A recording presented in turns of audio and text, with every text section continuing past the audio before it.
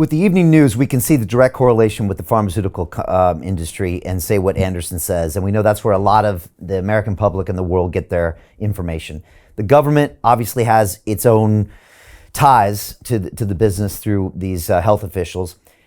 What about big tech? Because I got strike after strike on my YouTube channel back in 2020. I was forced to create this digital freedom platform because we could not stream episodes with you, with all sorts of other people that were saying the same things you were saying. You have been banned, shadow banned, and blocked by Facebook, by Instagram. I watched over the years.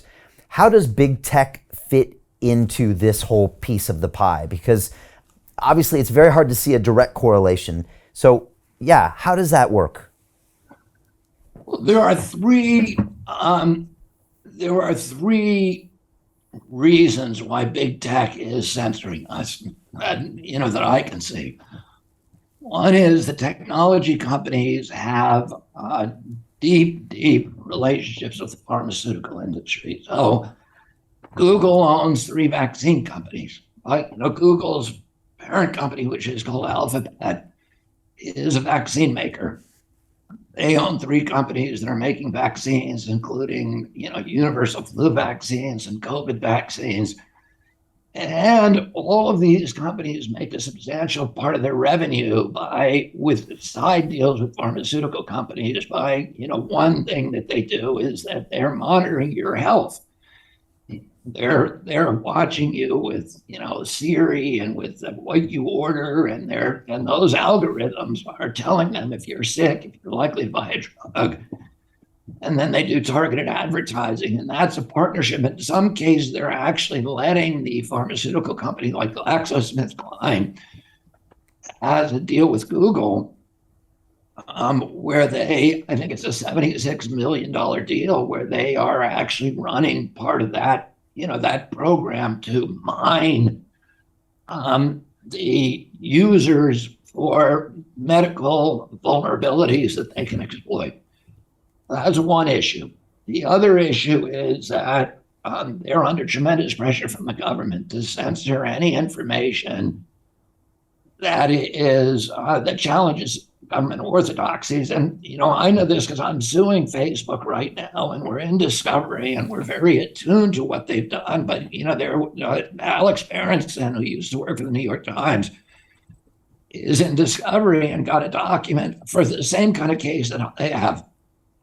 And he got a document dump a couple of months ago or a couple of weeks ago that showed that there's been direct communications, in fact, a regular meeting between the big tech groups in the White House about censoring people like me, specifically anybody who's part of the disinformation dozen,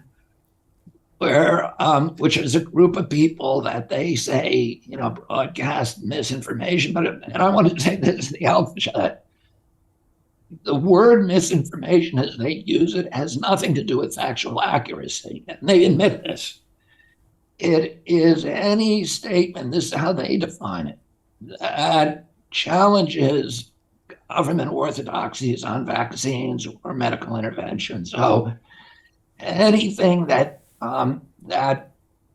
diminishes vaccine uptake or that tends to cast the CDC or the WHO in a bad light or challenges their public assertions, those are regarded as misinformation, no matter what. The factual accuracy is irrelevant. And let me just say this about myself. We have a huge fact-checking department. You mentioned my book. My book is essentially a 900-page book. It has 250,000 words. It has 2,200 footnotes. And a lot of it, and it's been censored. There's also a lot of people, we have to presume, from the industry that are looking at that book and looking for vulnerabilities, looking for places where I made a misstatement. We have a huge fact-checking operation at CHD. We have 320 PhD scientists and MD physicians on an advisory board. Luc Montagnier was one of those who was a Nobel Prize winner.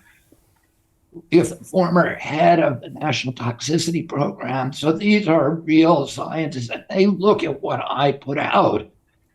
And criticize it if they don't think that it's sustainable. So every statement I make in that book is cited or sourced to peer-reviewed publication or government databases. And, we did a good job because nobody has found there's going to be inaccuracies in it. You can't write a book that long and that dense without doing something. But if there's an inaccuracy and people point it out, I invite people to point them out at the beginning of the book. What is our reaction? Our reaction is not going to be to dig in. It's going to be to change it and apologize and move on. And with the Defender, our newsletter, we probably have the most extensive fact-checking operation of any daily paper now in the country, because nobody else does fact-checking now.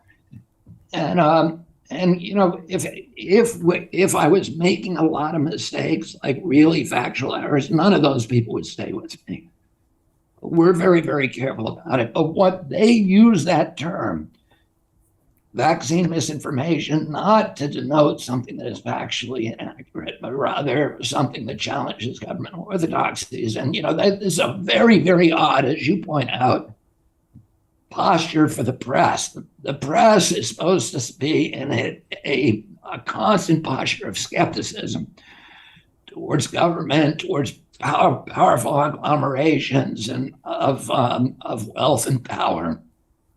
Fierce criticism, fierce skepticism, but that is gone now, and the role has been reversed, where they're supposed to be speaking truth to power, but they are defending power to people who challenge it. And it's really extraordinary, and it's not a good thing in democracy, and democracy is not sustainable when you have this level of global media malpractice.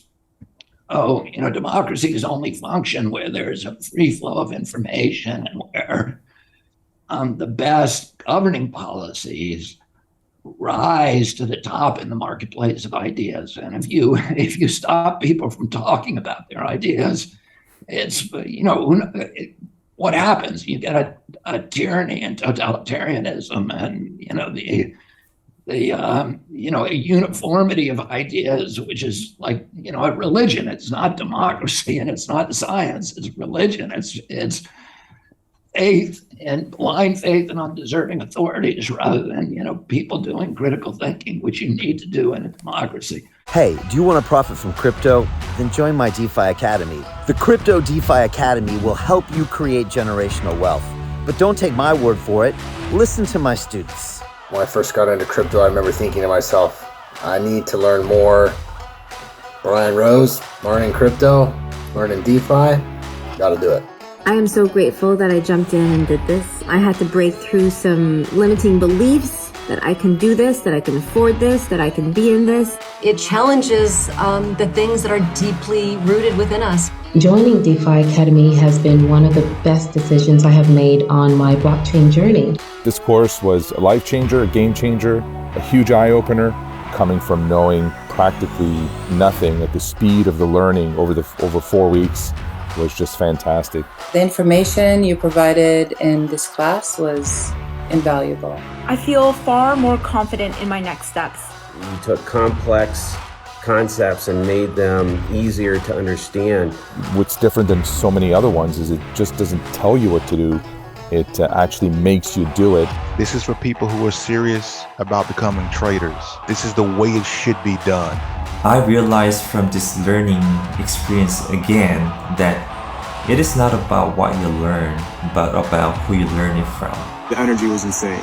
I've never experienced such incredible energy on a live call. Brian Rose, you are a legend, my friend. It's the only thing in the market where you can get all information and learn everything what you need to know. Everything is so clear and so well done, and I am just forever grateful for this program. It made me feel so much more confident about crypto than I did before. I did not anticipate how passionate I was going to become about it. It's of course been like a big learning experience for me, not just in the crypto space, but just in overall balance of life. What I've learned is, how to take ownership, of my life in a way that I really hadn't before. Yeah, you can't put a price on that, really. I would recommend it to anybody, top notch. excellence does not come cheap. So if you want excellence, you got to pay for it, but it's so worth it. Pull the trigger. That's what this course is about. You're not going to regret it, really. It's amazing. Thank you, Brian and team. So what are you waiting for? Crypto is happening now. Click the link below, submit your application, and let me mentor you on how to create generational wealth and build the decentralized financial infrastructure of the future.